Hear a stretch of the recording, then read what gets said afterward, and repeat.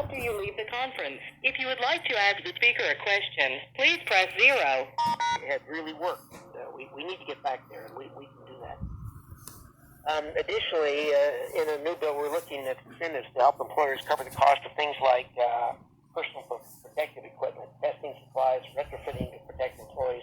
Everyone that's going back to work, schools that are going back, all need this PPE help. It's really increased the cost, and we want to get something done there. I've heard from a lot of business owners that they need to make these investments to keep their employees and clients safe during reopening an operation. And the same thing with schools, colleges and universities, primary schools, and just across the board. There are a lot of other provisions included in the latest stimulus package, which is a relief for educational institutions, child care programs, airports, farmers, healthcare professionals, first responders. Obviously, there's a vaccine development part of the bill that we need to move along as rapidly as we can, and other pharmaceuticals developed for treating the disease. And obviously, COVID testing is important. We need to do more testing. All of that is being negotiated now.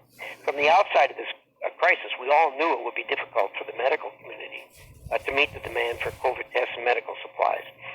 Any additional stimulus legislation, we must prioritize the production and distribution of medical equipment like masks and ventilators to help those on the front lines, including and especially our rural hospitals who are in desperate need, and all medical professionals really, and they need to be ready to administer tests and treat patients.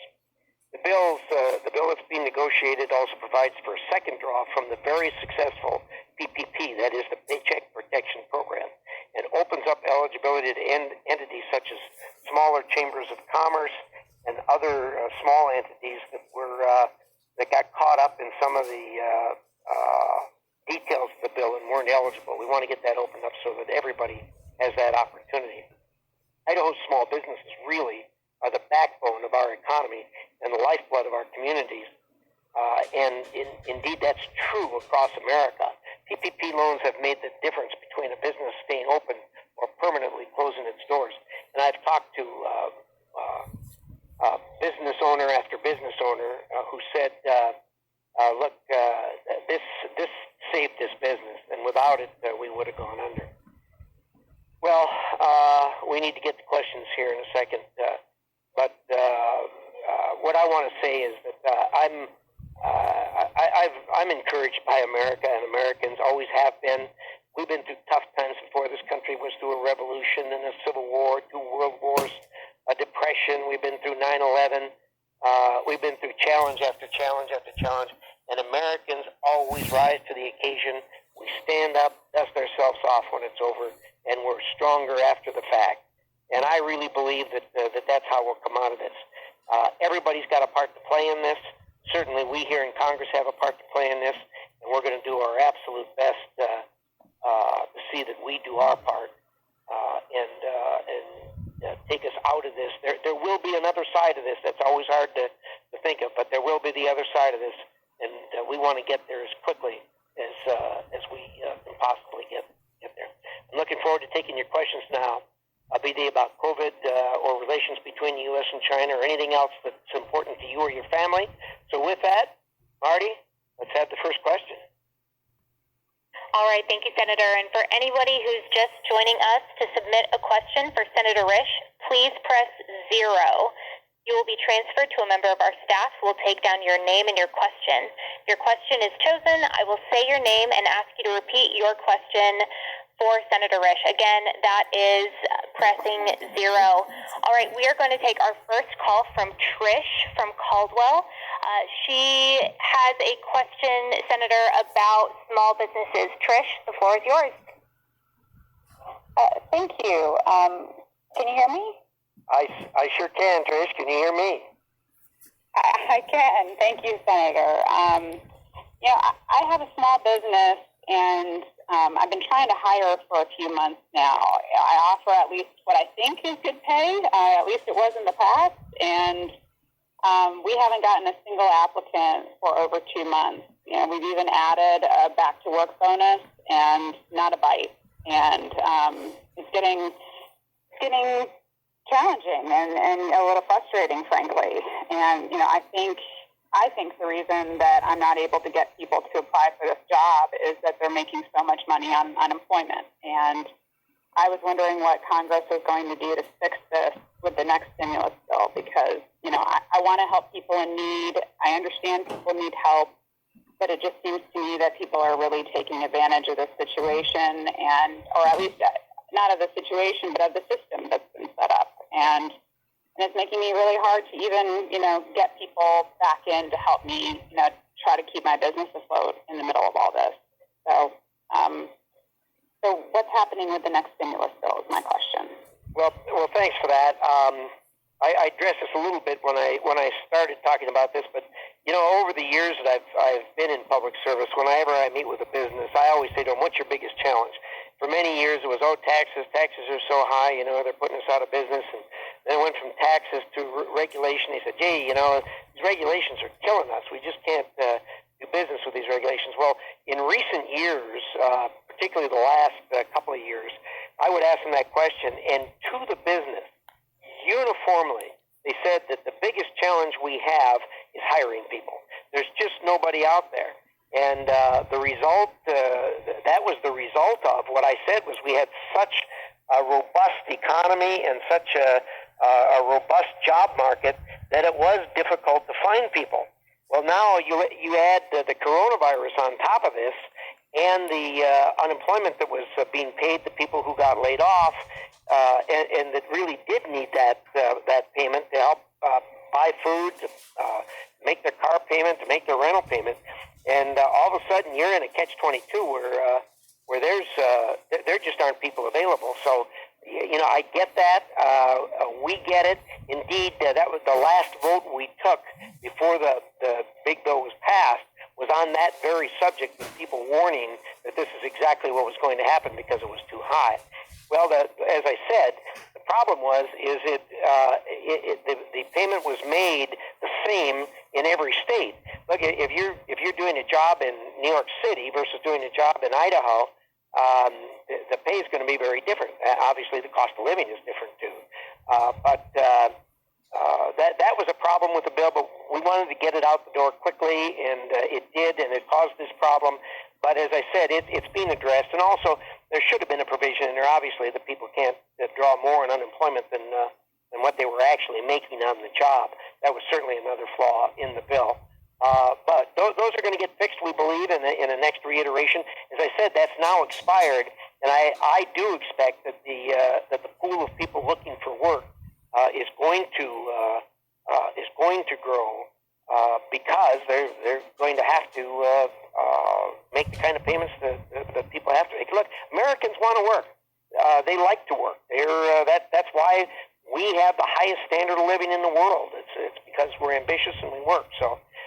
Look, let's hope as we move down the pike, we're able to get a more robust workforce out there, because every business owner knows they can't do business without employees. It's the most important part of their business.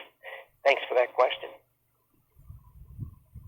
All right, thank you, Senator. For anybody who is just joining us, to submit a question for Senator Risch, please press 0. You will be transferred to a member of staff who will take down your name and your question. If your question is chosen, I will say your name and ask you to repeat your question for Senator Risch. All right, now we are going to go to Mike from Gooding, who would like to ask about China. Mike, the floor is yours. Hi, Senator. Thanks for taking my question. What I want to know is what we're doing in response to China. As far as I'm concerned, they're responsible for this pandemic, and we have to do something to stop them. And whether that's stealing our information down the line or messing with our vaccines, I can't imagine it will stop anytime soon. So really, what are we doing in response? Well, that's a great question. As most of you know, I'm chairman of the Foreign Relations Committee, and people say to me, well, what is the biggest challenge that we have, and what's the biggest issue we have as far as foreign relations are concerned for the United States of America? And I said, that's really simple. There's 3 of them. And the 3 of them are China, China, and China. China is a competitor of ours. They are a near-peer competitor of ours. They are not an enemy, but certainly a competitor, and they are a challenge. They are a competitor and a challenge when it comes to economics. They're a competitor and a challenge when it comes to militarily. They've been building their military incredibly fast, incredibly large. They are a competitor and a challenge as far as culturally. They truly believe that their communist form of government, their socialist, communist form of government is better than our form of government. And indeed, there are spirited discussions that take place regarding that. We know that China has grown very rapidly. I had the good fortune of traveling in China in 1983. When I did, I looked around. People were wearing olive drab clothing, all the same, hat with a red star on it, carrying a little red book, and not working, just looking at each other. And they had no plumbing, they had no telephones, and I thought to myself, and in fact, I mentioned to Vicky, I said, there may be 1.4 billion of them, but we don't really have to worry about this. I mean, look at this. This is clearly a third world country, and it was. Well, they have come actually not decades, but in the decades they have come centuries. And to get there, they have stolen every good idea we have, with the exception of the freedoms and the kind of government that we have. They can't do that. Look, we welcome them to the world stage. We certainly welcome them to operate in the economics that operate this planet. But they have got to adopt the rule of law, and they've got to comply with the rule of law, and they've got to enforce that rule of law. They have got to embrace international norms. They have not done that. And they operate as they did. I look at it as a young child who's grown from childhood into adolescence, and now recently has grown from adolescence into adulthood. When they were adolescents, they learned right from wrong. They knew what they had to do differently. Now they've grown into adulthood, and they haven't done that. Look, we have the best example of that right in Idaho. Micron Technology had a tremendous number of their trade secrets and patents that were stolen by the Chinese, who took them back to China and patented them, and they're now suing in the Chinese courts, Chinese-owned courts by a Chinese-owned entity for using them. Look, you can't do this. They have got to adopt a rule of law that recognizes intellectual property and patents. We all know that that's as valuable as that. If you steal someone's intellectual property, is no different than stealing their physical hard property. It's exactly the same. I had a spirited discussion with the Chinese ambassador and complained about what they had done to Micron Technology, and he listened very patiently while I read him the riot act as politely as I could. When I was all done, he said, "Well, Senator, you have to understand, you Americans have been doing this law thing and this court thing and this patent thing for such a long time, and we're new at this, and you have to be patient with us."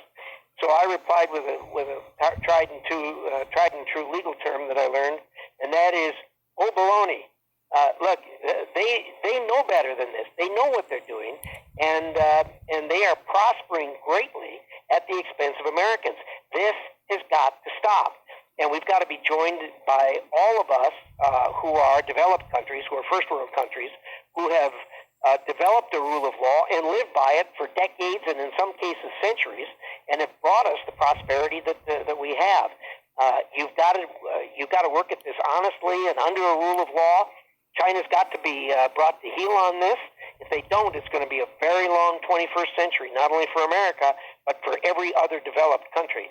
I've introduced a bill called the Strategic Act, which is a comprehensive bill to address our policy towards China and the things that we need to do to bring them around to be a developed country, a first world country, if they're going to play on the world stage.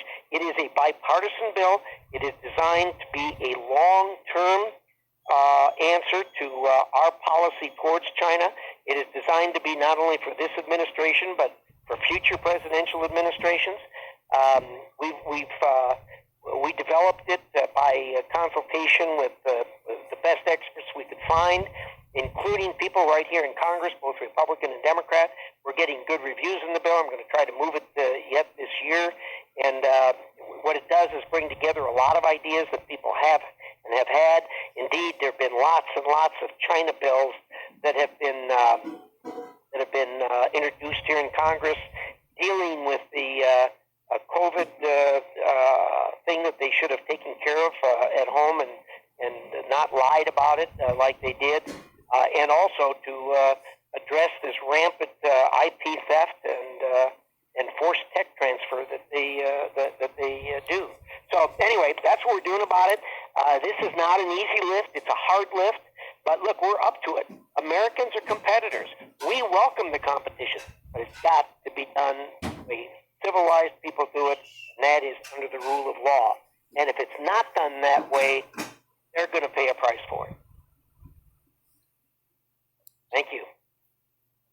All right, thank you, Senator. Question? Sure thing. All right, and for anybody who is just joining us to submit a question for Senator Risch, please go ahead and press 0.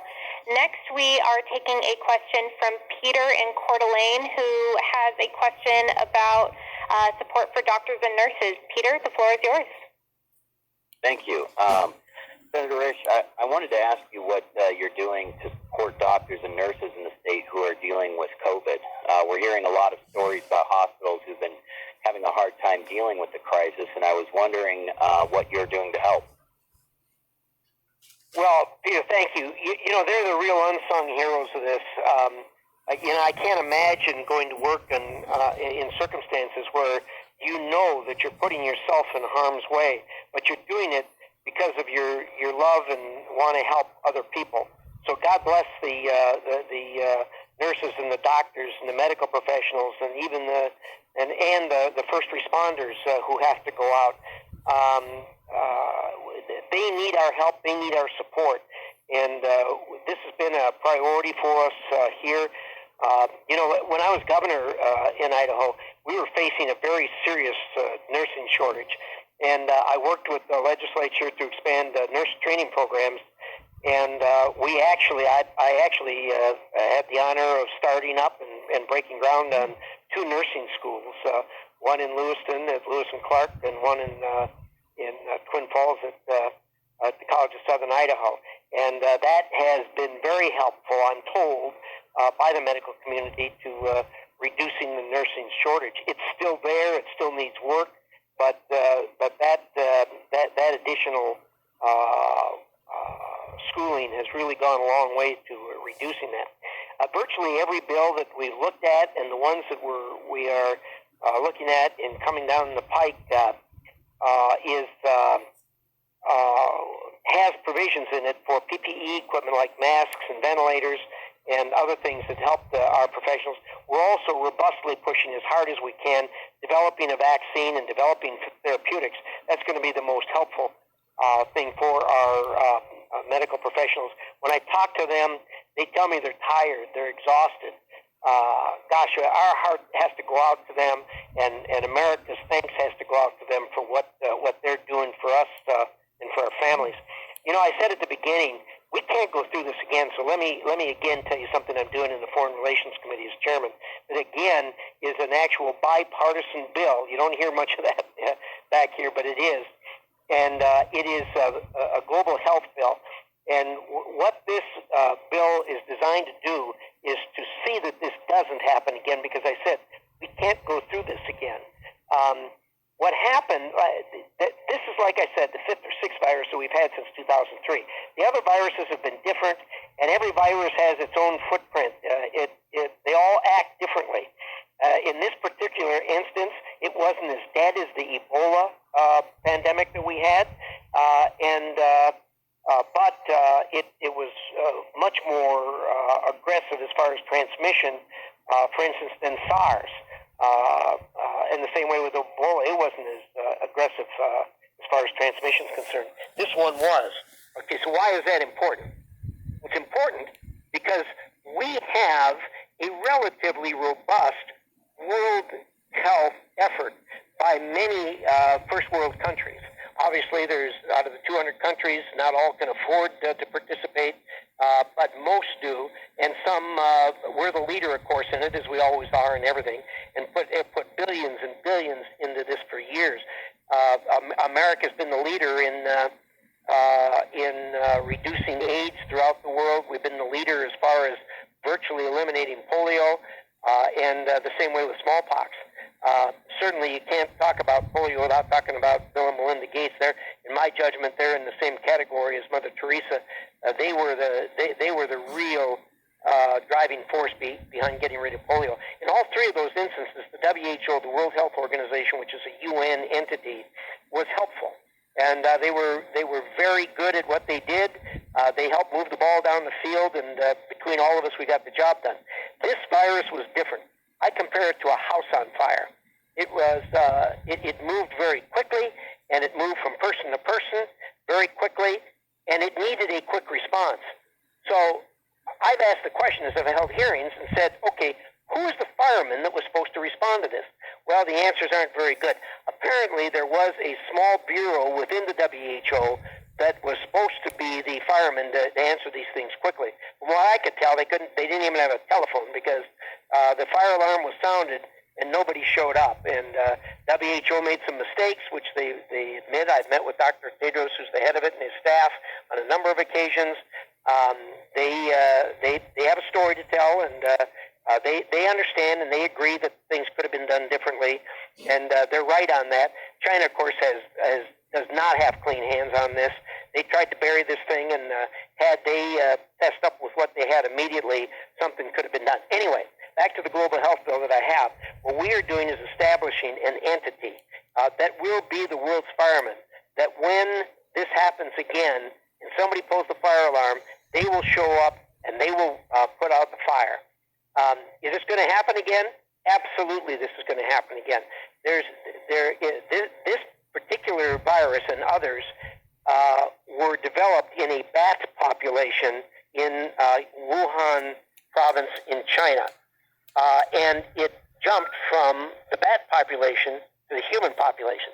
Now, that could have been an accident. It could have been the result of some research that was being done there. And then how it spread is another issue. There's a lot of theories on it. There's investigations going on it. This bill doesn't address that. This bill addresses that when we realize that it's jumped into the human population, that we actually do something about it. There are 2,000 species of viruses within that bat population. In Wuhan, China, the conditions are perfect for a jump from species to species, from the bat species to the human species. So we need to have something. We need to have something going forward that will address the fire. This bill's going to do it. It's bipartisan. We've got a lot of good input on it, and we're going to move this forward. And we're going to develop something and put it in place to see that when this does happen again, that we're ready for it, and that we have an entity that will get on board and put the fire out. All right, and thank you, Senator. We have some new folks on the line. Thank you to everybody who has recently hopped on. For anybody who is just joining us, to submit a question for Senator Risch, please press 0.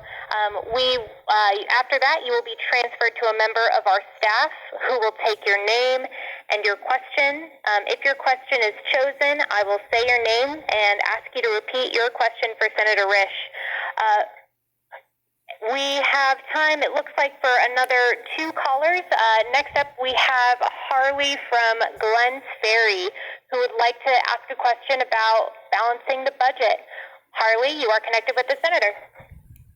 Yes, hi, Senator. Fantastic to talk to you. Thank you for taking our time. Hey, I'm a rancher here in Glens Ferry, a four-generation family here.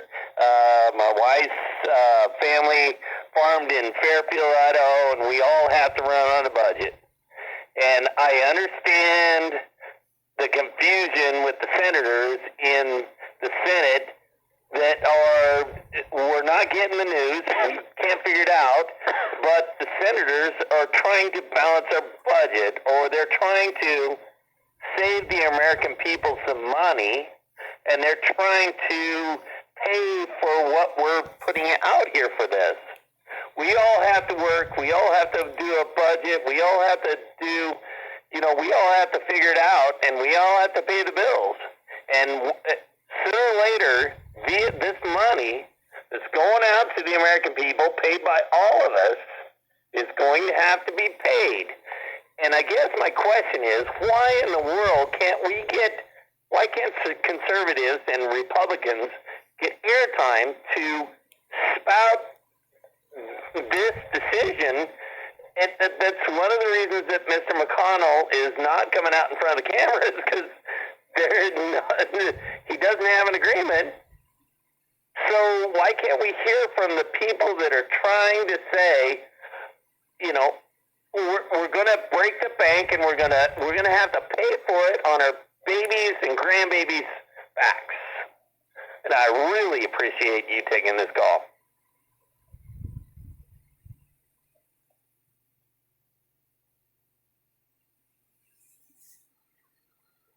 Thanks, Harley. I give this speech, and I can't tell you how painful it is to spend this kind of money. As you probably know, I've been ranked as the most conservative member of the U.S. Senate from time to time. While I've been back here, I'm always one of the most conservative every single year, and it is painful to spend money.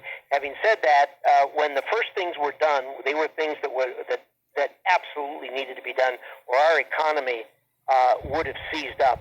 It was unanimously voted for by every member of the House and Senate. As painful as it was something we had to do. Having said that, like I said, we are those of us who have the same view that you obviously have said we need to catch our breath.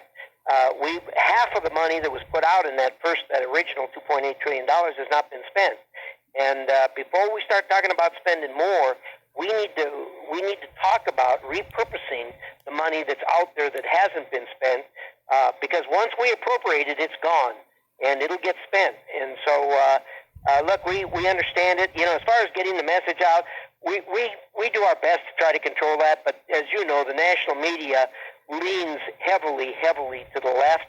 They craft the message. They edit the stuff that they pick up around here during the Capitol all day. And what you get is what you get. I strongly recommend you quit reading the New York Times or the Washington Post and most of the cable TV, although there's a little bit out there you can rely on. But the message is very, very, very left-leaning these days. And it's unfortunate, but it's a fact of life. And fortunately, we in Idaho get it. I talk with people all the time who have the exact same feeling that you do about this, that I do about this, and that is every time we spend a dime, we got to think about where is this coming from, because sooner or later, it's got to be somebody. The government has no money. The only money the government can spend is when it takes it away from somebody else, either in this generation or if they're spending it and borrowing it, probably from the next generation. And it's something I've got to tell you I am mindful of every single day. Thanks, Harley. That was a great question. Thanks so much for that. All right. Thank you so much. It looks like we have time for about one more question. In the interim, I just want to remind folks that if you'd like to receive updates on what Senator Risch is doing to serve Idahoans, we encourage you to visit www.risch.senate.gov. On the website, you'll find press releases, issue statements, small business resources, information on wildfires, and much more. You can also follow Senator Risch on Twitter at the handle @Senator Risch, on Facebook at the handle @Senator Jim Risch. But we have time, as I said, for one more question. We are going to take one from Becky from Idaho Falls, who has a question about the outlook of this global pandemic. Becky, the floor is yours. Hi, Senator. I just want to say thanks for all that you do in D.C. on behalf of Idahoans. My question is related to the COVID-19 pandemic. I feel like it's going on forever. It's disrupted a lot of lives, and there's no end in sight. My family's had to cancel a lot of plans. We've had canceled weddings, family reunions, family vacations. My kids are asking if they're going back to school, and I don't know what to tell them. I just feel like they have nothing to look forward to. Can you just give us what your outlook is on this whole situation and how we can potentially get out of it? Yeah, Becky, thank you for that question. You know, it's hard to believe we're just through half of the year. You know, June 30th, we finish half of the year. We've been through an impeachment. We've been through an economic meltdown. We've been through the coronavirus, and it's hard to believe that the year's only half over, and the main event is still coming up in November. And I mean, this will be a year that's for the history books. And I agree with you. You say, you know, it feels like it's been forever, and it does feel like it's been forever. There's a lot of people who thought that this virus would act like every other virus, and that is run its course and be done. It hasn't done that. It's proving to be stubborn. I haven't seen the figures today, but the last 3 or 4 days in Idaho, I noticed our cases were down. That's good. Look, there is going to be another side of this. Obviously, it's a tough time in America. Every once in a while, I'll have my friends say to me, "Oh, this is the toughest America's ever seen." I say, "I'd like to see you sit down and talk to President Lincoln and try to convince him that we're living in the toughest times there was." He had a different situation where there was no economy and half the country was killing the other half. These are not good times; they're difficult times for us. There's no question about it. But you know what? We are Americans. First and foremost, we are Americans. We have risen up and risen up and risen up to challenges. We're around when people said we wouldn't be around. We've created the most successful society that has ever walked on the face of the earth. We live with a better standard of living that royalty in some countries in the world can't even hope to have. We can do this. We will come back from this. We will come back from it stronger than we went into it, as we Americans have always done. And I have every confidence that we can get through this. We can rise to any challenge, so long as we maintain our freedom, so long as we don't yield to a socialist agenda, and so long as we love and support each other and take care of each other, we can do this. We're Americans. God bless you, Becky. God bless all of you that were on the phone call tonight, and thanks so much for calling in. All right, and that will finish off our town hall tonight. Thank you to everybody who participated tonight. We hope that you found this call informative and useful. If you'd like to receive updates on what Senator Risch is working on here in Washington, D.C., please visit www.risch.senate.gov. If you have any questions or you would like to leave a comment for the senator, feel free to contact the Washington, D.C. front office at 202-224-2752. Thank you again to everybody here tonight, and have a great rest of your evening. Please press 1 to leave voicemail.